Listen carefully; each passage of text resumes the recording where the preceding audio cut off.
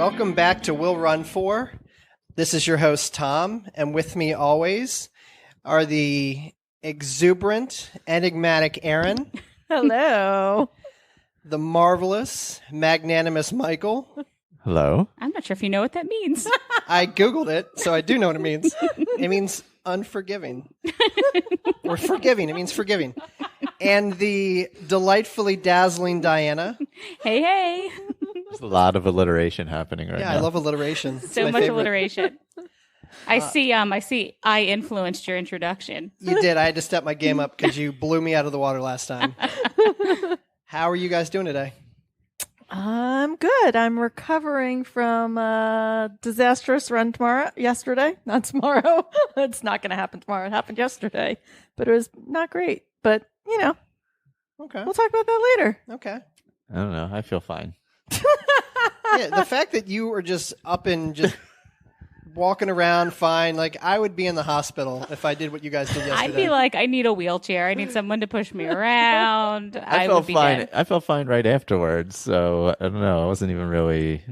I don't know. It's weird. Yeah. Oh, we'll get into that. We'll get into that. All right, so what are we talking about today? Well, I know the first thing we're going to talk about is we're going to hear from our listeners and talk a little bit about the Will Run For community and hear what's going on, what people are running for.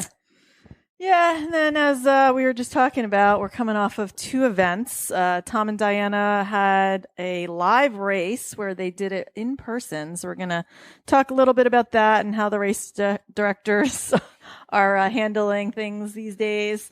And then we're going to talk about Michael and I and our weekend and our adventure run yesterday and how it went when we attempted 100K. Did we attempt 100K? We attempted 100K. Did we? That was the goal. It was maybe a goal that you had, maybe. Yeah, I feel like that changed quickly. Anyway, we also have Diana created a new segment this morning at breakfast that we'll get into. We're really excited about it. And then, as always, we're going to wrap up with something good. So, Michael, do you have anything to say about our reviews? Well, we had more ratings, Yeah. but no more reviews this week. So everybody has disappointed me greatly. Womp, womp. Although there could be international reviews that I did not see. So I apologize if there are international reviews outside of the U.S. I did not see them. So those I would have to access a different way. But remember those 5-star Apple ratings, et cetera, et cetera, et cetera. Yeah, and we really appreciate those reviews because they help people, if they're searching for running podcasts, to find us. So if you're on Apple, please leave us a 5-star review. We really appreciate it. But let's get into what we're running for this week. I will kick us off. We are in New Jersey. We are in New Jersey, and I am running for pork roll. Taylor ham. I love pork roll. Taylor ham. I was kind of raised on it, which kind of leads me to my physique. Taylor ham. Yeah. But yeah. People look at you and they're like, man, you ate a lot of pork roll growing up. I've gotten that feedback before, which is weird. Well, I think for me, and I did no running this weekend. We again came to crew the race, which we'll talk about. And I was like, hey, maybe we'll bring our running stuff and we'll get out there. Did not at all. So I did have a huge breakfast this morning. So when I run tomorrow, that's what I'll be running for. So I think I drank an entire French press of Kona coffee by myself. So that's what I'm quote unquote running for this week. I'll be doing some recovery running this week. I don't know. I don't know if I really need to do much recovery since it didn't go great, but just probably get back into a normal week this week of running. This week I'm running for never running again. Yeah, you're probably going to have to take Right. time off. Well, I don't know about, I just, by time we mean like forever, right? Because I'm just not going to run again. Is that what we've decided? I think that's what I've decided. But that'll change very quickly because we're runners and the next challenge is going to be a few weeks ahead. So Of course. at this moment in time, I'm going to say never running again though. That's fair. I think what's funny is like we all have our watches on and we all count our steps. And you had like 70,000 steps yesterday. and I had like 1,500. I don't think I broke 5,000 steps for the weekend. I should have had like 140,000 steps by the end of that yesterday. Shoulda, woulda, coulda, but we still think you're amazing. Do we want to talk about some of our upcoming events? Yeah, after I just said I'm never running again, Of apparently. We did sign up for the Maryland heat race, which we had done last year. I think we talked about this last time too. And that's in 2 weeks. So since we didn't accomplish the 100K yesterday, I won't need as much time to recover. So we'll see what happens. And I think Michael and I are doing that in 2 weeks. We're going to stay at. How long is that? It's a Just 50K. 50K, yeah. Just 50K. Just a 50K. I actually feel good about it after yesterday, but that's a whole nother story. We'll get there. And then, Tom, you're creating a challenge for us, aren't you? Yep. So probably late September, early October. I'm going to do a challenge in Columbia, Maryland, running the 4 lakes. I'm going to call it the Maryland Lake Challenge or something like that.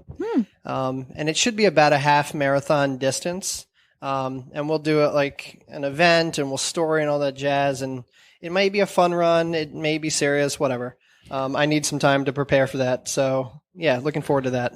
I'm hoping that if we pre-plan it, we can make our way down there and cheer you on. Maybe set up a couple aid stations along the way. They're called beer stops. And then get some fun run action going if you decide to go that route. Yeah, when I mentioned this on Facebook, it seemed like there was a handful of people that would join in or meet us at different spots along the route. So yeah, looking forward to that. Yeah, so if we get a chance, we'll come on down. We'll drive around to a couple different spots, bring you some beer. If you decide fun run's the way you want to go, you know that I'm all about supporting the fun run crew. Amen. So I think that's what we've got going on, right? Yeah. Yeah, that's pretty much it. All right. So it's my favorite part of the show where we get to hear back from our listeners and what they've got to say in the Will Run For community news. Like we said last time, we love seeing everyone sharing and commenting and really engaging in all of our content on Facebook and Instagram. So if you don't already follow us, please find us on both Instagram and Facebook. We're at Will Run For Podcast. And then you can tag us in all of your posts so we can share them and cheer you on and give you a shout out on our podcast. Go team. Go team. Yay. So I'm going to start us off this week. I got a text from one of my friends. He's a longtime friend. His name is Kapil. He's a great runner. He's a great person in general. He texted me. He said he started listening to the podcast and he thinks it's great. And specifically that it sounded like the 4 of us had really good chemistry and also that the quality was really good. So thank you, Kapil. That's really awesome. Shout out to Greg in Orlando, who completed his virtual Dopey challenge to raise money and support for cast member Pantry.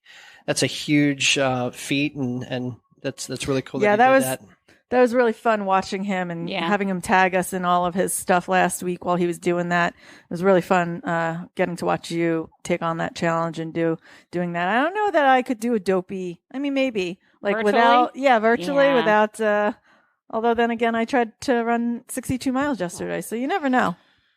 Yeah, but I feel like the benefit of the virtual Dopey challenge is you don't have to get up at 2:30 in the morning every day to do it. That's true. But he's in Florida, so he probably had to get up at 2 in the morning to be did anyway. Yeah, it's a fair point. Our friends Angie and Andrew that live just outside of Chicago. Last week they were running for Old Fashions, which is one of my favorite drinks. And then this week, after some lawn mowing, weeding, building a coffee table, a bed frame, and walking the dog, and that's really just exhausting reading out loud, they were running for Indian food despite it being 85 degrees. Oh, God. Could you imagine eating Indian food and then running in 85-degree heat? Oh, God. That sounds I think rough. they did it the opposite way. I think that they did ran in the Let's fill up with Indian food and then get out there. And then a friend of mine, Rob, he shared our poll, said he's been enjoying the podcast. He listened to all 5 episodes. And in the most recent episode, there was a debate regarding the last trilogy in the Star Wars saga, whether or not it's good or bad. And he told everybody they should be listening to our podcast and vote, or just vote and then listen to the podcast, whatever order. Rob is a legend in the beer scene in Maryland. So yeah, shout out to Rob because he's an awesome guy. Yeah, awesome. And then Laura, who is our international listener, she said that she was actually saving our last episode for her long run. And then she's running for the Dopey Goofy Full Marathoners. And right now she's not really following a specific training program, but she's tagging along with the Dopey training plan as long as she still thinks it's fun. So I get that. And then, of course, Ryan runs Disney. He checked out our last episode and he thought that Tussling with Tom was hilarious. And thanks, Ryan, for all that feedback. And then Megan said that Tom and Diana are fired. I get that a lot. And that we made her spit out her coffee on her way to work when I called Michael a sex kitten at the beginning of the episode. And that Tom made her cry when he talked about how he felt after he finished his first half marathon. And she said that she was running with Mark and her kiddo to earn another 5K medal with the Run Disney virtual series. So I know a bunch of people are doing that. I've been seeing a ton of people posting with that virtual running series. And then Lynn this week, she ran for the frontline workers. So on Monday, she ran a virtual face mask 5K, and she took it nice and slow since it was hot. She was telling us a little bit about the race and that each registration provides a restaurant meal for a frontline worker, which I love. And she got some pretty cool swag, and she shared a picture of the swag, and that included a t-shirt and a bib. And she hoped that hope isn't canceled with a running themed face mask. So love that. Oh, that's awesome. So Russell, he sent some feedback. He was on vacation in Adirondacks, and after running a half marathon distance, stepped on a rock in the lake, and his foot swelled and felt like he permanently had a rock stuck in his foot. I think I know that feeling after stepping on Legos and things like that. The pain has subsided and swelling is down, so he had to see how a mile felt, and it was pretty good. So he'll see what happens in the morning. Hopefully it went well. So Raph, he was listening to a bunch of episodes this week. He did 11 miles in like an hour 45. He got through 2.5 episodes and literally laughed out loud at my sweat is urine comment. He would rather use a porta potty because low residue diet 2 days before races. He'd also rather smell and at least be clean because at least he knows he's clean. These were from our Would You Rathers. And he'd get used to a smell, but he could never mentally take bragging about himself. I'd rather get hit with a snot rocket during races because I like the odds. Yeah, the odds were good because it was only like 2% in the face. The odds are in your favor. Yeah. And currently running for a proof of concept. Can I get faster by slowing down my pace and heart rate and through sheer running volume? No speed work or anything like that. So it's a work in progress. And when he was listening to the story of my Batona Trail disaster, he storied a meme of the Oregon Trail dying of dysentery. So I also had some text-based feedback from Jamie, who's been listening, former co-host of mine. And he's down 125 pounds. Oh my gosh. That's amazing. Yeah. That is amazing. So, and he's getting out there doing some 5Ks. He's down in North Carolina and actually did his fastest 5K, which is tough in the summer because it's like crazy hot. All right. We also had Dean with some feedback about the tussling for Tom. And he says that next time he'd like to see a picture of Tom wearing a wrestling mask and in a Speedo. You got it. He just needs to come over to our house on like a Friday night. Yeah, that's what I wear. That's what I normally wear. Like, That's what he wears around the house. Oh, man. Our friend Karate Chop tagged us in his story, and he said he was having some trouble with his hamstring while on a run. He said he was going to take some time to rest it. And then when I wished him well, he said that he was being super cautious because last summer it caused him to have to take some time off. It was an extended amount of time, and he's trying to avoid that. So I completely understand how that is. Yeah, I think it's interesting with runners, like kind of at the beginning when you start running, you'll like run through injuries and you'll get hurt and you get yourself more hurt. And then you have to sit out for an extended period of time. And now I feel like, I know at least the four of us have gotten to the point where if we get injured or we feel like we're going to get injured, instead of just like doubling down, we're like, okay, I'm going to take like a week off right now and then I won't actually injure myself. So. Exactly. Yeah, I definitely understand that because, I had that ankle injury and it's the same thing. Like I don't want a repeat of that. So I'm not going to possibly be forced to take off for months. Yeah, months. So we hope it feels better.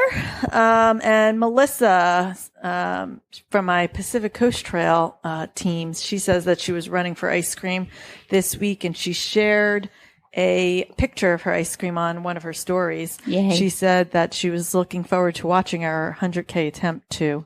And then we had Michael and I's favorite brewery that's right around the corner from us. Zed's Beer mentioned us in an Instagram post, which I was excited about. So I just wanted to share that. Hey, before we move, if you're in South Jersey, go to Zed's Beer. Yeah, we finally got to try Zed's Beer. I was so excited because you guys have been posting about it for so long. And we came up here and you had it waiting in the fridge for us. So we did. Fantastic. Really before we move off this, just going back to the comment from Dean about me wearing a Speedo. I'm a little self-conscious. Not necessarily of how I would look in a Speedo, but back in college, I was going through a phase and I got a lower back Nickelback tattoo that not many people have seen. So, I don't know. I'm still on the fence because I love their music, but I don't know if I can support the band right now. So I just a little sidebar. But let's move on. Do you get the Nickelback if you put something in the slot? Is that why you got that? That's why I chose that location. Now you got me thinking. All right, so let's. That's great. All right, so let's get into what we're talking about this week, guys. We have some race reviews. Yeah, can you believe it? We have race reviews. Amazing. So I guess Diane and I will kick us off. We did an actual in-person race. It was through Charm City Run out of Maryland. It was called the Moonlight 5K up in Bel Air, Maryland at the Mon Pa Trail. It was a nighttime race. There were several waves, and we registered for the last wave, so it would be nice and dark, and we could wear like glow-in-the-dark stuff. Yeah, it was awesome. So they limited the registration. So this is a race that takes place every year. It was the first year we've actually done it because it's a little far for us, and it's always in July, so we've avoided it. But we were so excited that they were actually holding a race. We decided to sign up this year, and actually a group of us went up and did it. So we were with our friends Nicole, Ryan, and Nikki, and then we met our friends Donna and Jennifer up there as well. So it was great to have a race and go in person and see all of that. Do you want to talk about how they set up the race packets? And it was so far for us. It's about a little over an hour away. So we actually didn't go up and do a packet pickup, but they had our packets to pick up at the race. Yeah. So I feel like they just did it very well. Through the lens of safety and knowing that everybody's going to be a little bit cautious about coming to an in-person race. So they had contactless packet pickup where basically under a pavilion, each person's bib and their medal and their shirt were all in plastic bags, and they were all kind of next to cones, and you would go up to your number and only get your bag. So you would not really interact with anybody. Yeah, you didn't have to touch anything other than your bag. You didn't even really have to talk to anyone. They had people there that, if you were like, hey, I don't know what my bib number is, or I can't find my email, they'd help you out. But it was great not to be worried about things like that, because I know people were a little anxious, and we were laughing that day. So they did multiple waves of the 5K, you know, where you start at a certain time, and so when you registered, you actually had to select when you wanted to run. And one of our friends that's in our Charm City Run group that we do Wednesdays and Saturdays was telling us, he's like, "Oh yeah, I'm volunteering for the race, and this is how it's going to set up," and we kind of got the inside scoop. And then I think it was, I don't know, that it could have been the morning of, but it might have been a couple days before. He was like, "I just hope the people that registered for that very last wave are like serious and that they don't walk the entire thing." And that's exactly what we had signed up to do, was to sign up for that last wave and and basically fun run. And so he's telling us all this, and we're we're signed up for that last one, and we're wearing our glow gear, and I think we're going to run intervals. And he was just like, I could see on his face that he was just like instantly annoyed with us.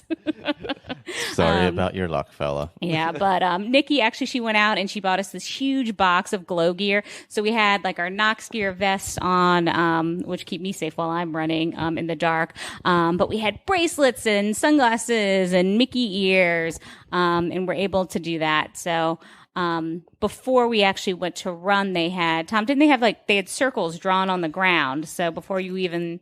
Yeah, so right before your wave would be released, and they were really releasing people in about at 5 people a time, 5 runners a time. And they'd line you up, and they had chalk circles that you would stand in 6 feet apart, and then they would just take, Group A, Group B, Group C, or whatever. I feel like it was very well thought out. It was a much smaller field in general. There was about 250 registered runners. And I got the numbers from Charm City. 195 people actually ran in person. Oh, that's great. Then 76 people chose a virtual. So a much smaller race. But, they had the DJ out, and Yeah, it felt like a race because they had music blasting when we got there. It was just weird that as soon as people finished, they left. So by the time we got there, and they told you not to get there until 15 minutes before your wave was supposed to go off, people had already finished and left by the time we got there because we signed up for that 8:30 wave. Oh, okay. Yeah, that makes sense. How many waves were there? It started at 7. We were 8:30, which is the last wave. And they went you could sign up for a 15-minute wave. So I think they had a wave at 7 and then 7:15. Okay. Yeah. Yeah. And how many people went off per wave? Well, I feel like they were releasing people at multiple times during each wave. So we were the 8:30 wave. And when our group was there, the 5 of us, they were like, "You guys just go." And then the next group would go after us, and then the next group. So they wouldn't release but 5 people at a time. Okay. Yeah. Again, they were just really cautious with not having any group bigger than maybe 10 people. Okay. Yeah. But it was great. After we finished, all of us said that we would do it again. Our friend Donna, she said that she's never signed up for one of the Bel Air Charm City run races because it's really far for her. It's I think over an hour and a half for her. And she's like, "I'll come back and I'll do this every year. It's pretty. It's through the woods.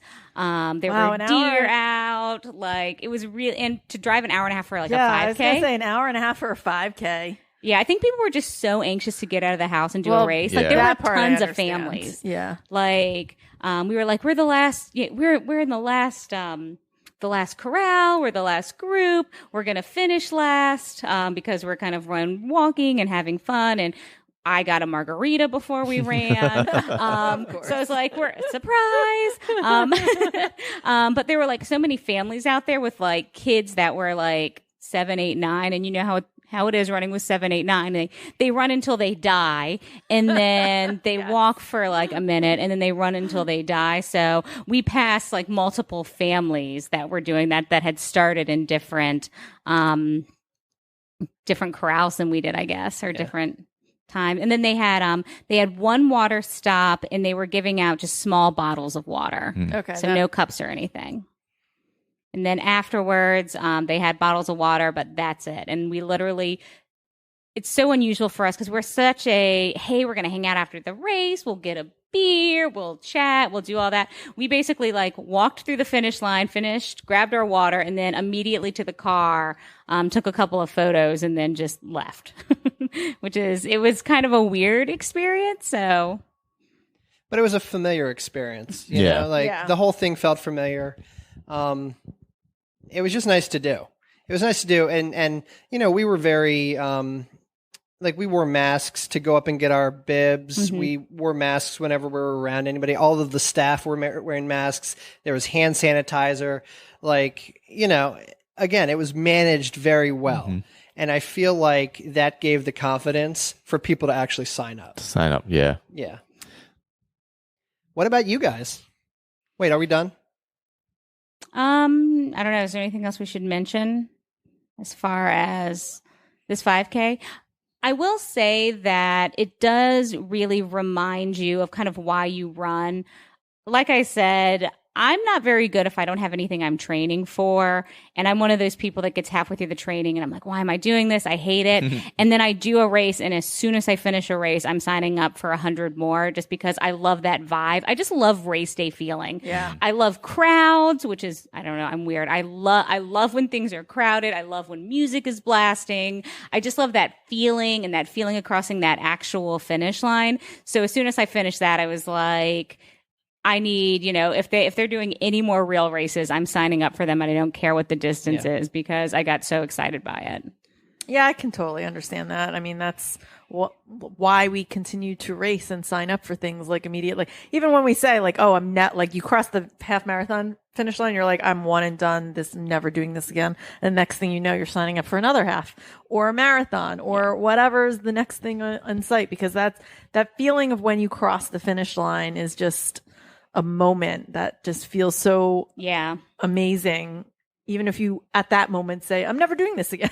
Yeah. And I mean, I always feel like that I'm never doing this again feeling. It's so fleeting because you'll hurt. You're kind of in pain for like the first like 5 minutes after you finish a race. And then you're like, oh, okay, I'm fine. And this was fun. And now we're all standing here and we're talking about what we're doing next. And like, I don't know, just immediately you're ready to jump into something new. So I don't know. It was really energizing for me because I was feeling a little bit not motivated. And as soon as I finished that, I'm like, all right, let's get back out here. And then I'm not a huge fan of the virtual races, but Baltimore does a race. Charm City Run does the Charles Street 12 every year.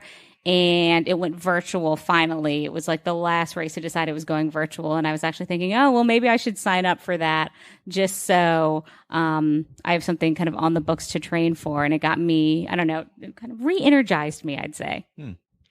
Yeah, I think the last thing I'll say about the 5K is it was nice to see that these companies that put on these races are thinking about how to return to in-person racing.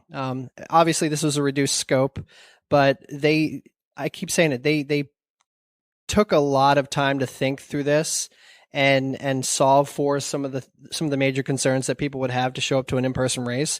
So it was cool. It was cool to see. Like Diana said, I would have loved a bigger party afterwards and more people and more energy. But I really think they tried to but it was hot as, I don't know if you've seen Thor Ragnarok where they say Satan's anus. That's what it felt like on race day. It was that hot. I think the heat index was like 106 that day. So they actually put out a post earlier in the day that says if it's going to be hotter than this temperature at the start of the race, we're going to cancel and we're going to do the whole thing virtual. So we were kind of panicked earlier in the day. We're like, no, we finally have an in-person race and they're going to cancel because it's too hot. And I usually don't run in shorts. I'm very much a capri running girl. And it was so hot I wore shorts. My thighs rub. It is good to see race directors starting to try and figure out exactly, what's next. I think it'll be a while till we see any really, really large scale races.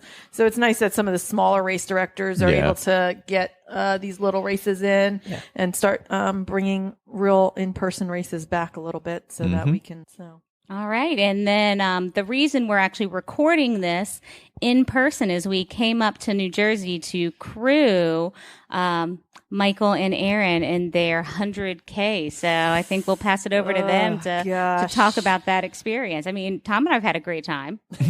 We've been playing with your cats. I'm just saying that you guys look fine. And if I did what you guys did yesterday, we'd be recording this from a hospital because I wouldn't have a speaking part because I'd be put under. So you guys are amazing, but please. Before we get into that, I just want to take a quick minute to say one thank you to Tom and Diana for coming up and crewing us and being there when we needed them along the way, which we'll get into the details of that. But multiple times. Then there was, Tom posted on our Instagram the night before, and we posted before we started, and we got just a ton of feedback from you guys and lots of well wishes, and we really, really, really appreciate it. We didn't get a chance to read them until after, but I know. Obviously, yeah. Yes. But it made me feel really good knowing that you guys were there watching us take this adventure on, and I really appreciated it, and we storied a bunch. And I just want to say that Michael's friend Jamie also said that he was sorry that I had to put up with him. So that was the one piece of feedback I wanted to make sure I stated, because I have to put up with Michael all the time. And so. Yeah, there were a ton of people posting just, encouragement and clapping and putting, giving us some fire on Instagram. So I loved that. Dirk Feelgood said that we were a couple of heroes. So I enjoyed being called a hero. I would say I agree. I would say he's a hero. Yeah, but I won't go through it all. But we just know that we did read every single piece of feedback, and we really, really appreciated it. So for the actual race, obviously, as we alluded to, we did not complete 100K. No, we did not. No. So back it up. What was the original plan? To run from here where we are sitting to Ocean City, New Jersey, but not the most direct route, of course. A circuitous route down rural roads as best we could that turned into 63-ish miles. Well, for the last week, Tom didn't understand where you guys were running to and thought you were running straight across the state. Oh, so yeah, we thought right. you were going to Seaside Heights. Yes. So he'd planned to go to the shore store, and he's been agonizing over buying a Free Situation shirt for a week and a It half. was either going to be something with Free Situation or some Snooki related something. Yeah, we weren't going there. Yeah, no. You guys broke my heart. No. Yeah. I know. He was so very mad. disappointed when he got here. He's like, wait, what do you mean you're not ending in Seaside? We're I spent a half an hour looking up on Google Maps where the Jersey Shore house was. I had to walk to the shore store from the Jersey Shore house. Oh my God. I did all this research, and then I was going to do a poll while we were storing about what shirt should I buy. Should I do a Free Situation or a Snooki shirt to try to do something fun? And then I found out you guys are going to Ocean City, New Jersey, and my heart broke. So all I'm saying is you guys weren't the only ones disappointed this weekend. One day I will take you there. I grew up in Central Jersey, and so that was my beach. And then Jersey Shore took over, and I've never gone again because they ruined it. But I'll still take you there. We still watch the Jersey Shore I'm sure you do. unironically. This does not surprise me. Yeah, we watch in it. any We way, DVR shape, or it. form. All right, but back to your run. Oh gosh. Oh gosh, I don't even know where to start. Well, I guess it started off in the morning. at 5:15, not 5 o'clock. Maybe that. Yeah, was we had it out about 5:15, and I don't know. When you get up early and start running, your knees are kind of creaky and tight. And I went out for 5K in the middle of the week, and my knees felt bad. They're both swollen, they're sore. I was like, that's weird. So then Saturday morning rolled around, and I'm like, all right, we're getting started, and it's we're drudging along. And I'm like, man, just not loosening up. Just doesn't feel great, and like our pace is really our pace was probably a minute slower than we had planned on it to start. It was a full minute Off, we at had least. thought that we were going to be somewhere, come into our first aid station, being Tom and Diana, meeting us at around mile 20. We calculated it out at about a 350-ish, which would have been about an 11:30 pace. Yeah. And we thought that was a pretty good, Pretty reasonable, start yeah. for us.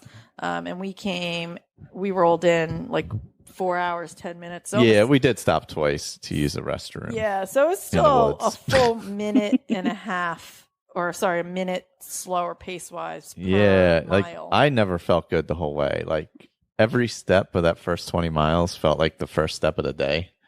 It was just terrible. And if you saw some of our stories, it was super foggy out, which also, you have the cars coming at you, which the roads were busier than I was expecting. So you have the cars and the fog, so you feel like you have to slow down when they're going by a little bit or move over. So we just never found our rhythm. It just never felt right. And we knew we were going slow. We couldn't tell if the GPS was messed up because of the fog, heavy fog, yeah. or if we were really just moving that slow. It turned out we were really just moving that slow. Yeah. Yeah, and I mean, for 20 miles moving slower than you want to, I mean, I always feel like my first mile is always my slowest, most miserable mile. And if I'm running further than that, it's usually like my first 2 or 3 miles are pretty crappy. But to feel crappy for 20 miles. Yeah. And well, so that was the beginning, was like, okay, the first 2 miles, all right, it's foggy. We're tired. It's 5 in the morning. 5 in the morning. We haven't run all week. Maybe it's just, Just working it out. Yeah. And then by mile 6, 7, you're like, no, things aren't feeling great. But at least we're kind of conserving energy. So maybe if we could just keep on doing this kind of pace the whole way, and we can just maintain that pace longer. Maintain it, and not have done the 11:30s and then slow down. Maybe we can just continue at this pace. And it just we never found our rhythm. We met up with you guys at mile 20. Yep. Reloaded everything. Reloaded our waters. Dropped some stuff. Right before then, I started having some deep hip pain. Like I get it kind of in between where the joint and your hip and your leg come together into your groin area, deep into there. I've always had a little bit of a problem with there and my SI joint, and they get tight. And so I don't know. I could feel it, and felt it kind of down into my IT band. So it wasn't feeling great, but I knew that I was moving through it. And then we stopped and saw you guys. At that point, Michael's knees were bothering him. But then after we met you, he started feeling fine. And all of a sudden, my body started breaking down. Well, in that next stretch, the beginning stretch, it was foggy, and we were also on the shady side of the road. And then after about, say, maybe 2 miles after we left you guys, we were in full sun for the next stretch. Yeah. It was cool. Yeah.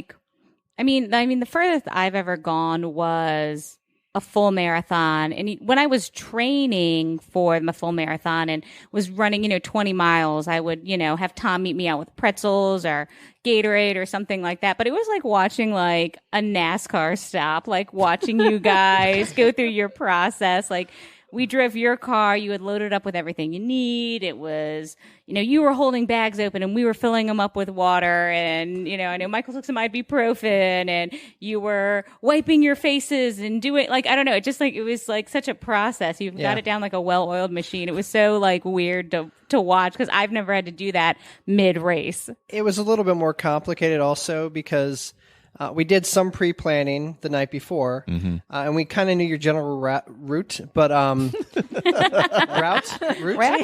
We have been having a debate all weekend whether it's route or route. So if you would like to weigh in on that conversation, but just to try to find you guys and sync up, because Garmin's been down? Because of Garmin and right. Strava, so we couldn't really follow you. So whenever we needed to find you, you'd have to drop a pin, and then we would just drive to that pin. Yeah. And we weren't exactly in populated areas either. Yeah, so New Jersey. the signal wasn't great. So it was a challenge even for us to make sure, because we also wanted to do stuff along the way. Yeah. Right? Yeah. Yep. Well, you had But, hours to kill in between when But you were like supposed if to you meet us. needed us, We couldn't go too far. we needed to be able to get to you quickly, Yeah. you know? Yeah, and so my plan had originally been we have the Strava beacon because I have the Strava subscription, and it integrates with Garmin, where when you start your watch, it sends just a text message, and then they can have a link to the route, whatever you want to say,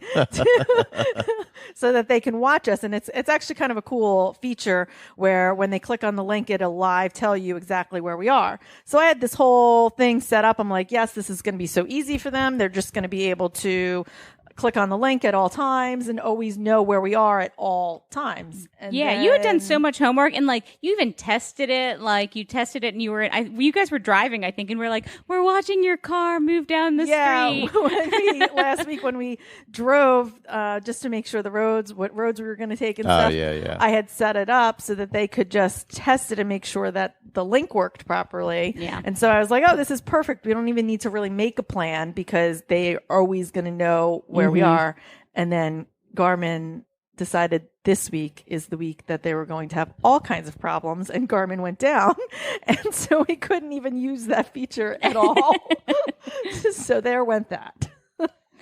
So like going into it, like there were just all these things that were kind of working. I mean, you had like crazy weather this week, like leading into it, like it was over 100 degrees, Garmin. Yeah. We had Mexican food the night before. That part I don't think was a problem. Yeah, for I me. think you always, I mean, like anytime you go into, marathon or longer or anything like that, you just got to be aware that sometimes you aren't going to make it. Yeah. I think most races you can make it, but like I wasn't like, I don't know. And we had Matt Frumpa with us. Oh, yeah. This Frumpa. past weekend. Yeah. Yes. Too. So he was driving with Tom and Diana as well, and he kept asking questions before we were doing it, like, well, what time are you going to be doing this, and what time is this happening, and where are we going to be It's again? just so many And I'm just variables. like, yeah. 62 miles. I have no idea what's going to happen in 62 miles. Like it could take, and obviously we thought like, okay, we don't want to go out too fast. We want to make sure we're not in the tens at all. We're going to try and hit the 11:30-ish average in the beginning. And I mean, even that didn't happen for us. Yeah, it was more like So- 11:50 or 12 in the beginning. Yeah. Yeah. So, I mean, you just never know what's going to happen in especially any race, but especially in ultra. I feel like it just, you have to listen to your body. So you guys saw us at mile 20. You were feeling not great, but you were feeling strong. I'm going to keep going. Mm-hmm. Michael's legs were bleeding because of sticker bushes. Oh, yes. Like, yeah. kind of look like, but we were like, even after we left you guys, we were like, oh, they're looking good. Like, I can't, but like, I never looked this good after doing 20 miles. Like, we're just not used to seeing it. Yeah, I mean, I wasn't like, other than my knees just being swollen, I had no other real issues. And then, when we left you guys, my knees felt better after that. And I think for me, I was trying to be positive when I saw you. I was like, this is an uplifting moment. Like, our friends are here. I've refilled everything. I'm going to go out. My hip is bothering me a little, but it's all good. We're going to keep going. And then you run off into the direct sunlight. And then what happened? I saved a turtle. He did. It was cute. And then we ran through some blueberry fields. And then his bladder, and then the water sprinkler bladder stuff. started. Yeah, so we had a plan to go 15 miles the next segment with our supplies. And I'm running. I'm like, man, why is my arm getting all wet? Like, what's going on? And I'm like, all right, something's weird. And we get about, I don't know, 6 or 7 miles maybe. Yeah, probably. And my leg is in the meantime, my leg is getting wet, and I'm like, is it raining? What? Like, is it my I mess? look, Is and it I'm my like- sweat? Like, what is happening? And like the hose on the rubber tip on the hose for the bladder is like dripping. I'm like, oh, what the hell? Not his bladder, the bladder. Oh in yeah, his, my running bladder. Yeah. Not my bladder was not leaking everywhere. the hydration Yeah. vests. So I'm bladder. like, literally every step I took, it was shooting water out of it. So I was losing as much water as I was drinking almost. Yeah. And then he adjusted it, and out of And it was shooting up in the air. At first, it was just dripping down on him and then behind him. But then as he's running and he adjusted it, it just starts squirting up into the air. And it's like this little sprinkler that's shooting water above his shoulder at me because I'm running behind him. And I decided to carry the bladder and just one bottle in the front for tailwind. And I mean, up until that point, I mean, I hydrated good all day. And up until that point, I'd eaten okay too, but my stomach wasn't really. I was starting to get that strong, like acid I guess like acidic Indigestion. feeling, in my stomach, and I'm like, this isn't great. So the second segment there, where I was heading out, I was still drinking water well, but I wanted to wait a little bit to eat. I was like, let me let it settle a little bit. But really, all I had for that next segment was a gel. I tried doing some other stuff. I couldn't really get the tailwind down. Just wasn't holding up. And I'm like, man, I gotta figure out something here. But we had to call you guys because obviously I'd lost like half my water. Yeah, and we were on the way to get beer. So we had to In the turn meantime, around. You guys went and got pork roll sandwiches, right? We went to a diner. They had outside seating. Everyone was masked up. I had and Scrapple. I got a pork roll Scrapple's sandwich. so good. Scrapple's way better than pork roll. I love pork. Oh, No, God. stop it. He's wrong. Like 1,000 times He's better. wrong. I agree. That sounds like a new segment. No, he's wrong. Yes, and so you guys were finishing that up, right? And you guys were headed to get beer. Yeah, we were headed to a brewery. And they were asking me what our next meetup was going to be and around what time. And I was like, well, seems like we're going to need you sooner than later. Yeah, you were like, can you guys come meet us now? I think you Yeah. said Michael's leaking. Yeah. I had to change that hose out. So you guys Yeah. met us on like some back road. Yeah, so we And, dropped a pin. Yeah. You came and rescued us. So I changed the hose, filled up, took off again. It was right in that time, though. It was right before You were then. starting to I was feel starting pretty to rough. feel. I actually was very much like, we were right around, we were after the marathon mark. So probably around mile 27 when you guys met us. Yeah, I think so. Yeah. It was 28, I think, when you actually met us, but I think it was 27 when we texted you. Yeah, we were not in the right spot to get to you quickly. Well, we were also in a weird, Yeah. we were on a back road. Yeah, so I had texted you guys that Michael was going to need you, but in that moment, I was like, also, I might be quitting, so you might want to pick me up. But I didn't actually say that at that time. No, you didn't. And I think when we met you guys, you said that you were starting to feel a little pain and you were going to go X amount further. But like, I don't think at that time we were like, oh, I don't think they're going to finish this, or I don't think. Well, we were do this. planning on. We were like, all right, let's just see how it goes to our planned meetup, which was at mile 35. That was like our. Yeah, I was so like, we'll just run it out to there. We'll see what happens. so you see found how us it at goes. 28, and then my hip was bothering me while he was refilling his bladder again. I You were stretching. stretched it out. I could feel it into my IT band. I was starting to feel it on the side of my knee pretty badly, which had me a little concerned because it wasn't just sore. It like kind of felt a little painful. But after I stretched it, it felt a little bit better. And he said, well, let's just go to the next meetup. It's a 7 miles. We can make it 7 miles. We're also right in the middle of the day at Dead that point. full sun, Dead full yeah. sun. So we were like, but we're gonna try. So I think mentally already, I was not really in a great place when you guys left us again. So we sent you off to our next meetup, which was 35, and there's a bar there. So I told you about the bar, which wasn't opened. which I didn't know. No, which we sat in a parked car in front of a bar, which was A tease. easily the nicest thing on that street by a good margin. Oh God, yeah. Yeah. The rest of that street is kind of dank. And Yes, it is. we were just counting down like the 40 minutes until they opened.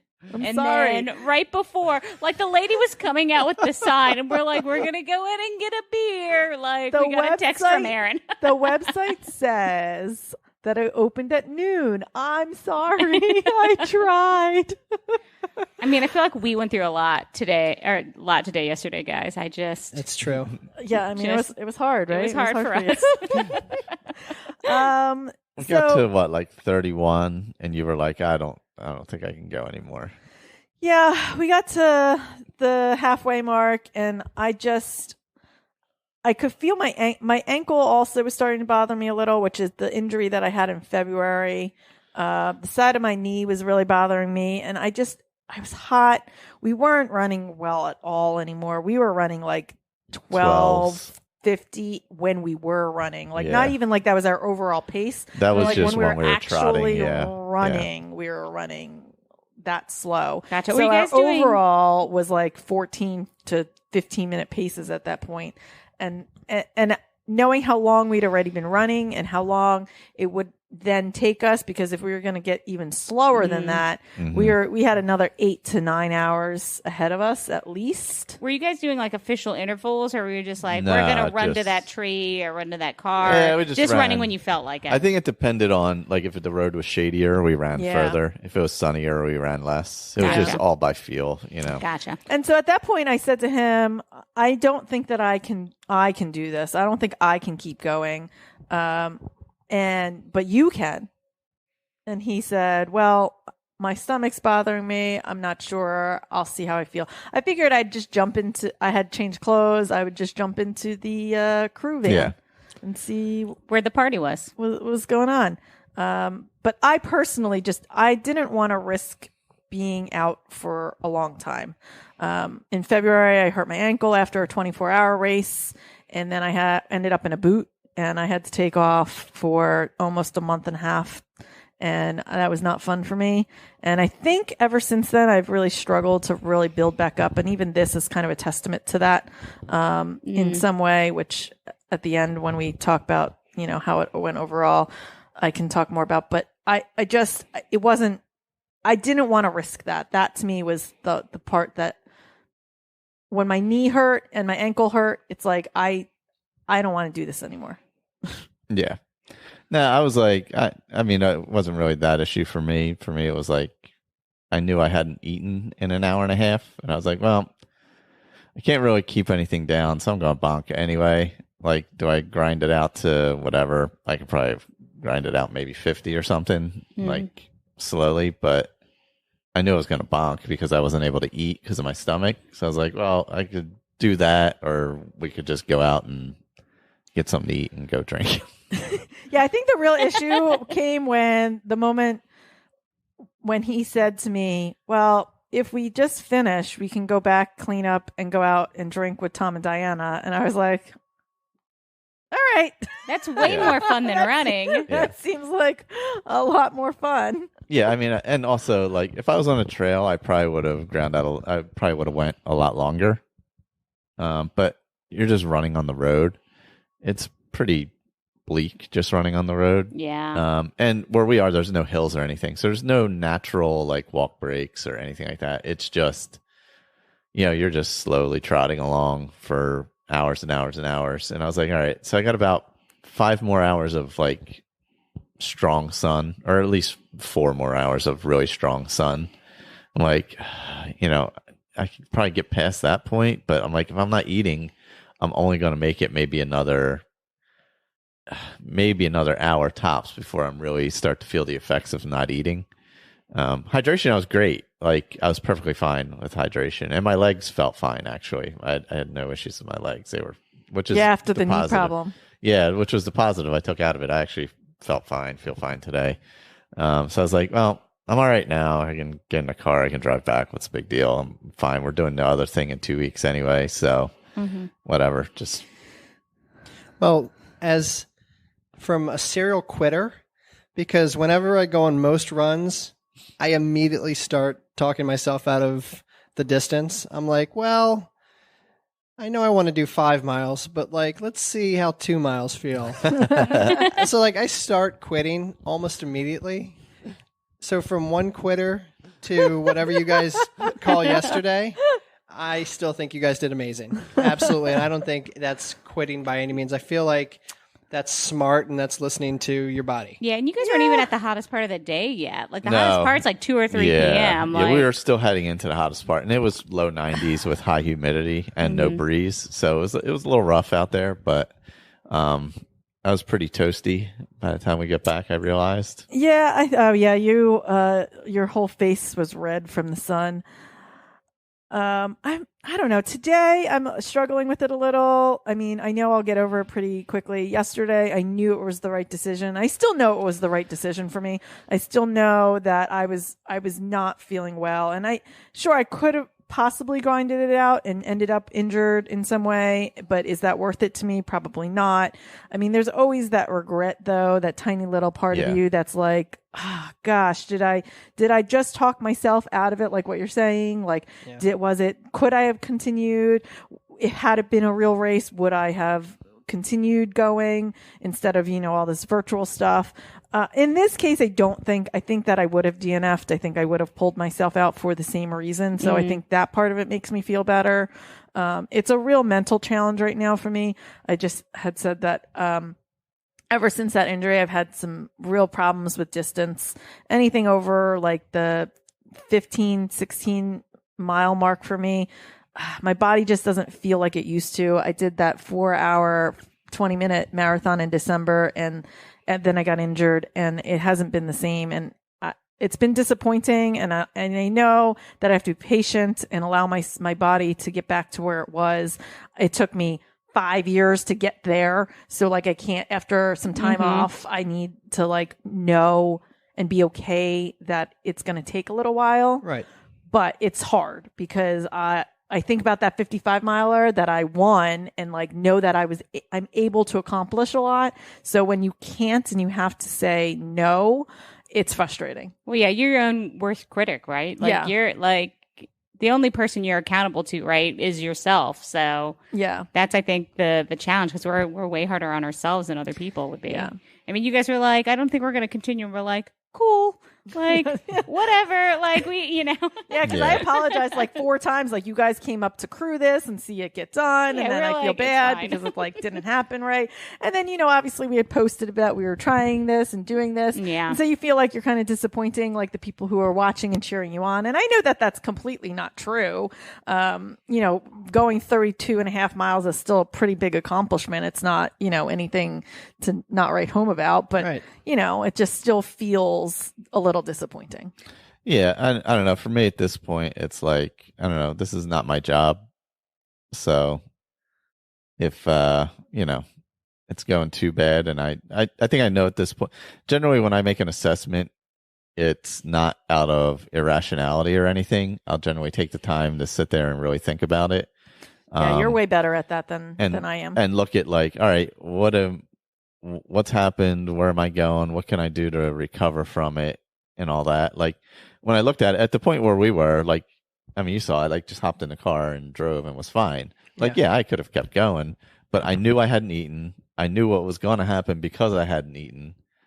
And so I knew what the challenges were coming ahead. And I'm like, well, yeah, I could go to whatever, 45 miles and then bonk because I haven't eaten and I'm not going to be able to eat, or I could go to 40 and throw up or whatever. Yeah. But like, why am I pushing myself there when I have something in 2 weeks and I could just go running a few times during the week and get back, to a normal schedule and do that, like, I don't know. I'm okay with pulling the plug on longer things like that when I make a rational decision. Yeah. I mean, even at the 30-hour race that you did, when, I was very much like, are you sure you want to do it? And there was other people who were trying to convince you to keep going. Oh, yeah, and you were very much like, no, I've really thought about it. And I could tell just, the way you were talking that you weren't going to regret the decision. Like you had really rationally been through all of your options and said, no, this is the best option for me. The way it went sucked, but I was like, well, I learned a lesson. Like, and I took lessons actually from that 30-hour and used them yesterday, and they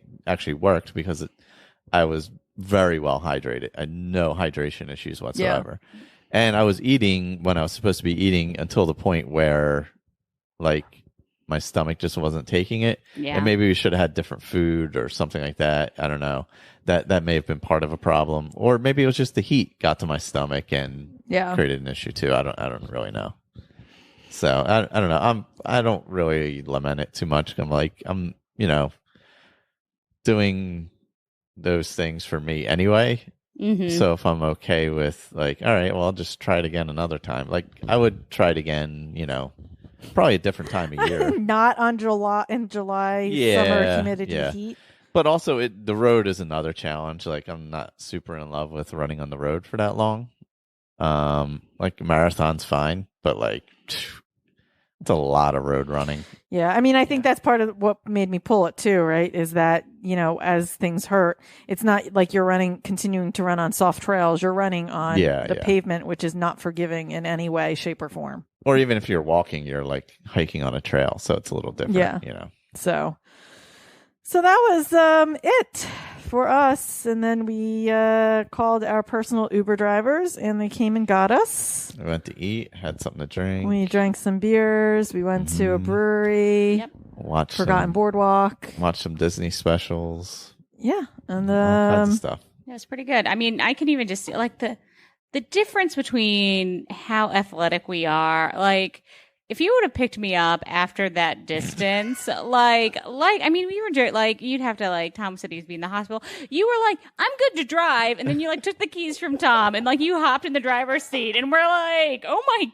God. Like, yeah, I mean, that was the one like super positive I took away from it. My legs felt great. Like I had other than my knees being swollen in the morning, but that was some different issue, I guess. Other than that, like I had like my calves were fine.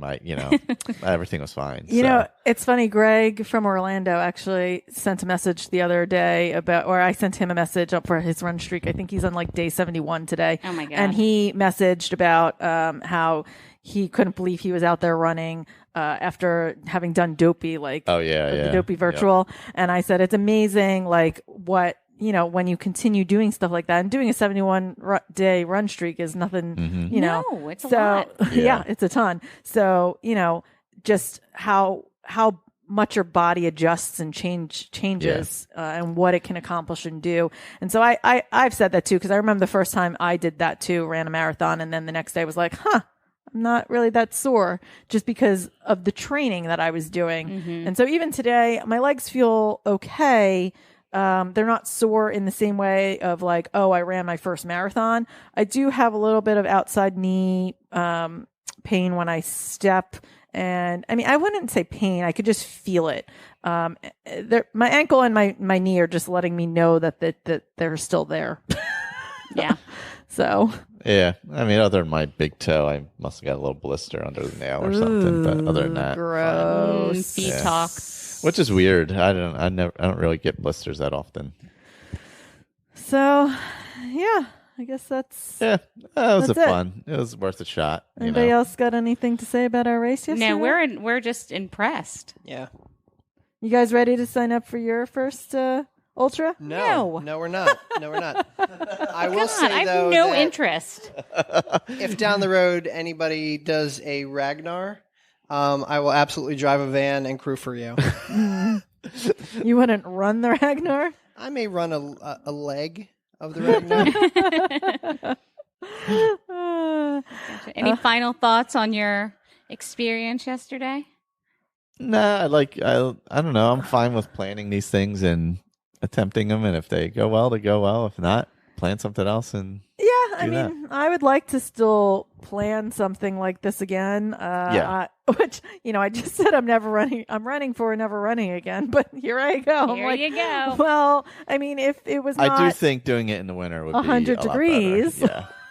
Then maybe I would be able to have accomplished it. Doing it late fall, early winter when it's decent weather. I mean, even though you have a lot shorter daylight, I think would be perfectly fine. You know? Yeah. Better temperatures in the dark, I think is. Yeah. Yeah. I also just think I need some more time to be able to get back to that kind of distance. Yeah. Yeah. It's a big jump. Yeah. So we'll see. And we got this heat race, which has 4,000 feet of elevation. We've been doing those hikes, so we'll see how that goes. Yeah. At least now I know I'll be in okay shape for that because I didn't. Yeah, that's what I took away from it. That I feel better about Maryland heat in 2 weeks. So. Yeah, you guys have been hiking a lot and loving it. So, I mean, do what makes you feel good. Yeah. All right, guys. I guess that's the end of that, right? It's the end of that. Again, thanks everybody for all the great feedback and encouragement. I know Erin and Michael just loved seeing that, and they even this morning while we were going through the feedback and looking at it, I don't know, it felt really good to see all that. So thank you guys. Yeah, absolutely. All right. So we are going to quickly go over the poll results from last week from the Tussling with Tom, Every day I'm tussling. which we had a total of 30 votes, 9 on Instagram. I thought there was 33 votes. No, there was 30 votes. No, it was 9 votes on Instagram. I thought there was 12 votes on Instagram. There were not. It was 9 total votes. Are you sure? I am positive. There was 9 total votes.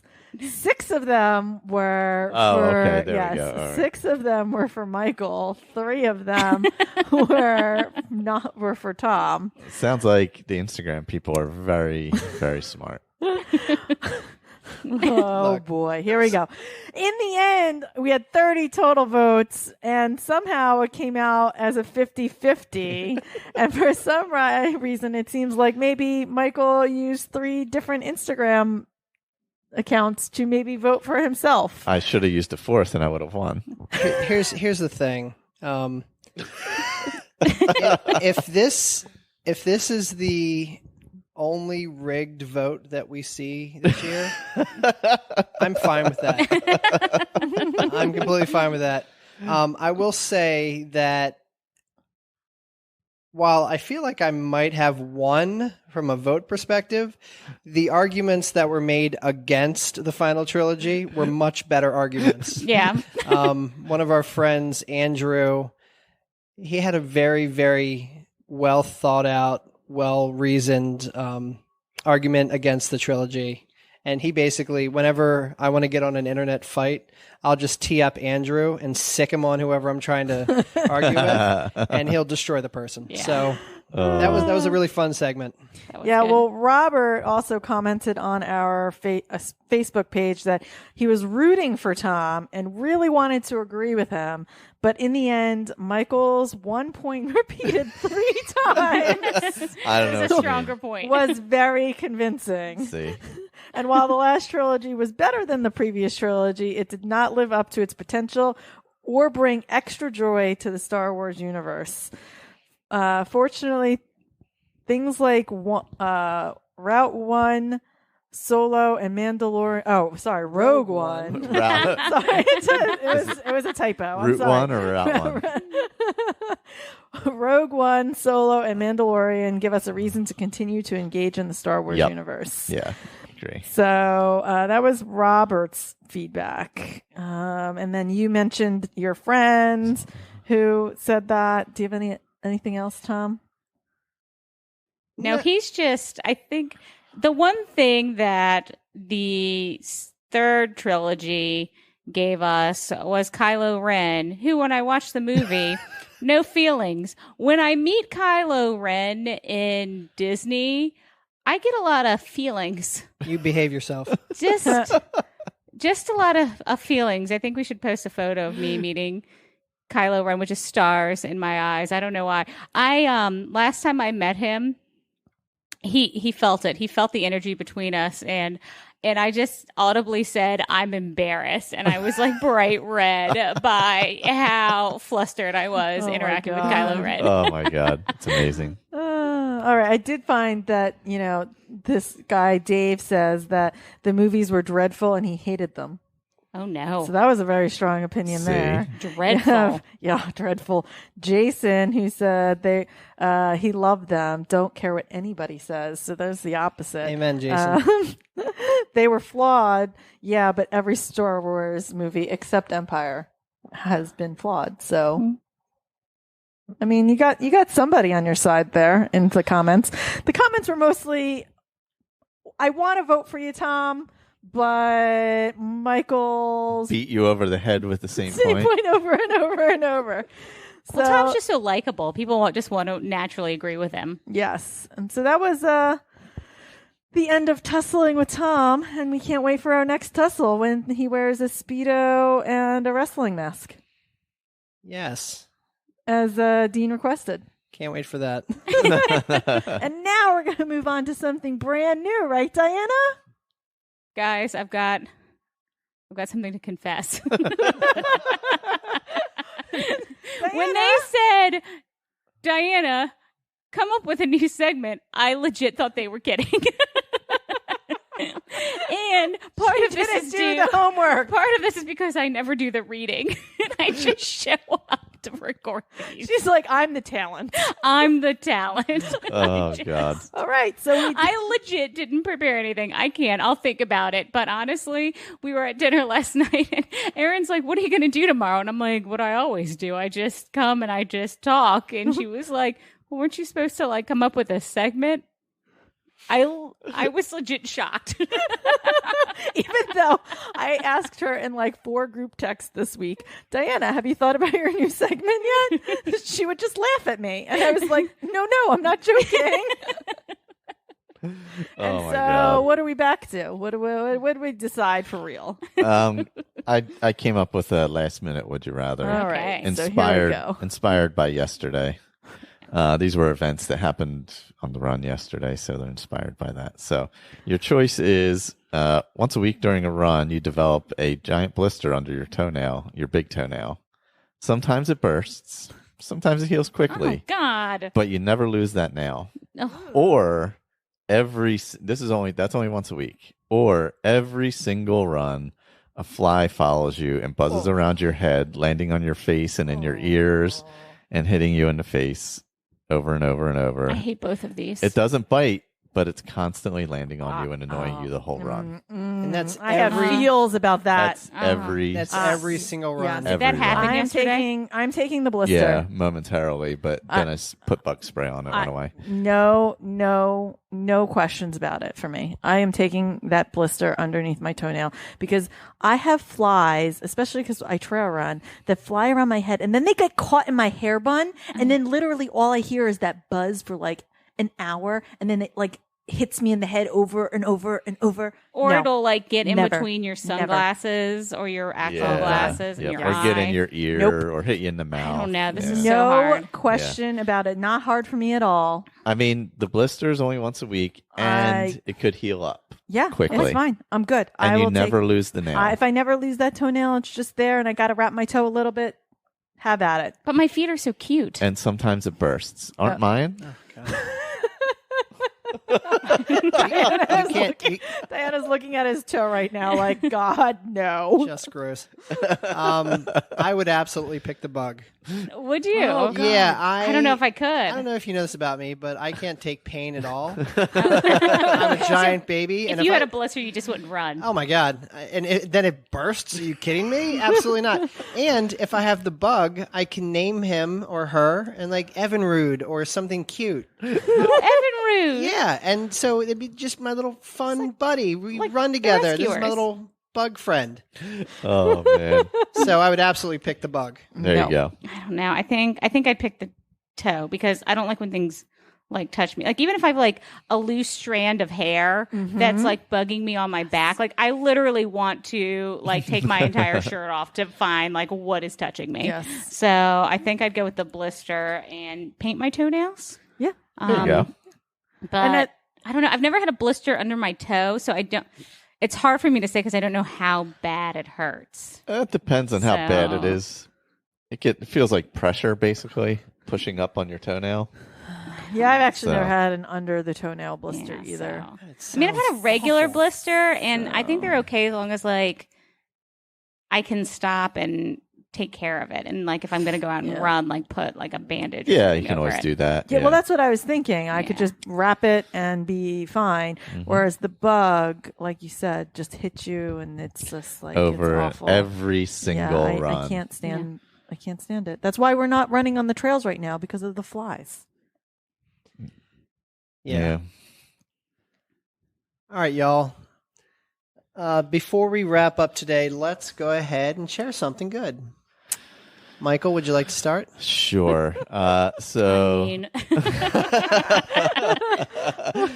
my something good is yesterday we watched the 1978 Christmas in Walt Disney World special, which is an amazing Christmas special where Shields and Yarnell, world famous mimes, go to Disney World and Pablo Cruz shows up. Nobody knows who Pablo Cruz is. They're just a group. They show up, they perform, and then for some reason everybody has ferrets. they're just holding ferrets and ferrets then and goats but like ferrets for no reason. Yeah, just Christmas ferrets. But like it's a Christmas special, but like nothing is Christmassy about it until like the last 2 minutes where they're like they're wearing like winter clothes in Florida and they're like, here's my Christmas ferret. There's literally no dialogue in the first like 40 minutes of the thing. It's so bonkers. It's so weird. We were like, has no one spoken yet? Like nothing's connecting these like vignettes of story. It just starts. At one point, there are two adults dressed up as babies sucking each other's thumb. Oh my God. Yeah, those are the mimes. Yeah. They're so weird. World famous mimes Shields and Yarnell, who had their own variety show at the time. And Diana and Tom's next running costume for their next Disney race. Yes. I'm going wait. as the lead singer of Pablo Can't Cruz. wait. Only if you can have a parrot on your shoulder. No Or whatever giant bird he had on his shoulder that was like 2 feet tall. Oh, you can be my Pablo God. Cruz, and then Erin can be the bird.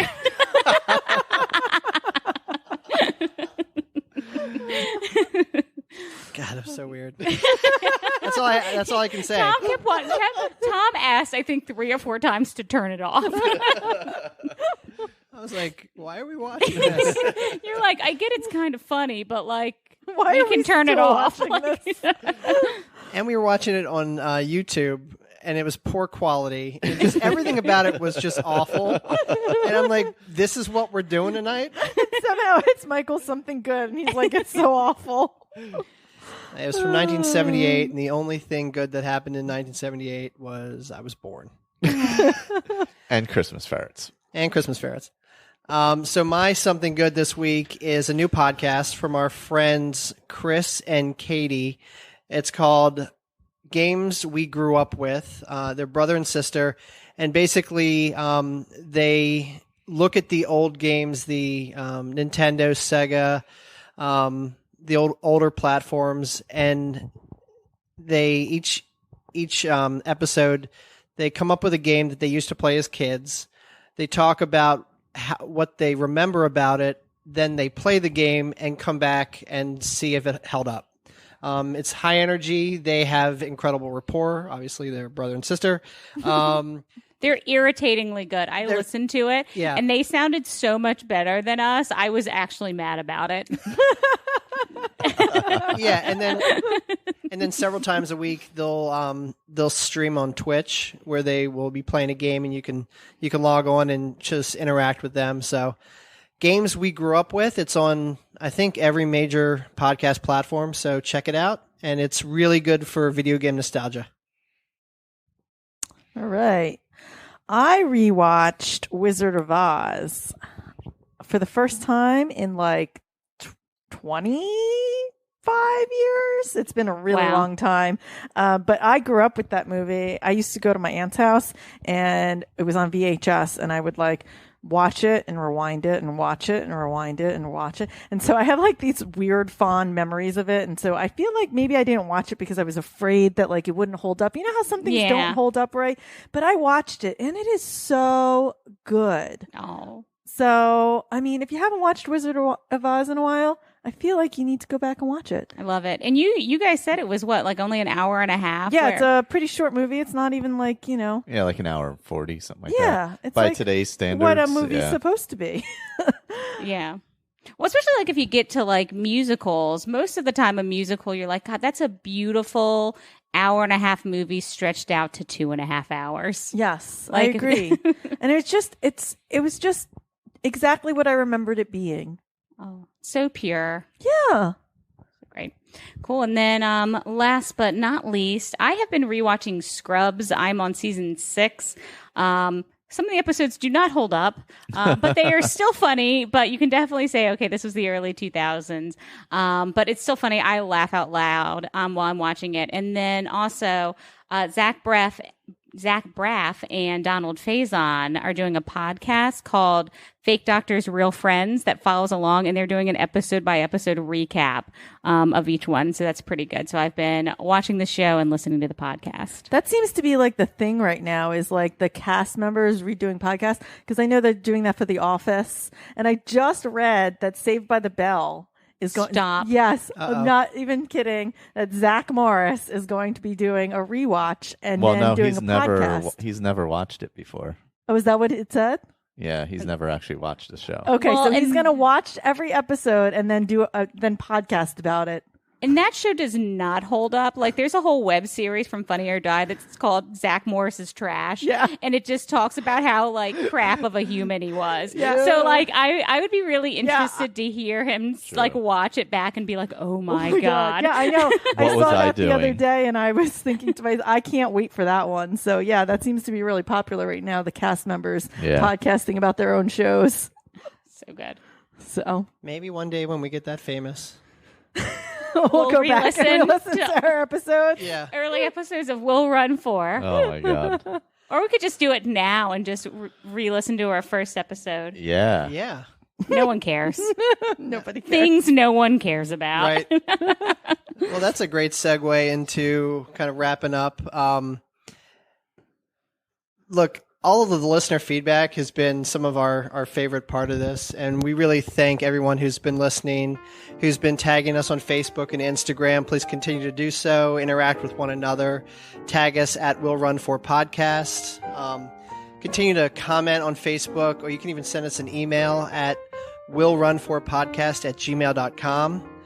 Just a reminder, we're going to have a new episode every other Monday.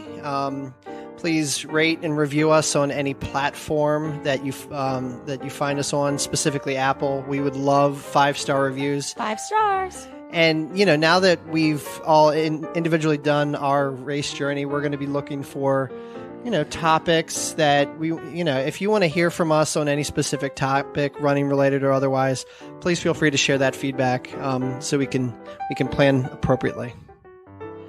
Yeah, that sounds That's good. about it. Yeah. So this is Tom, and for Erin, Michael, and Diana, we will see you later. Bye. See you.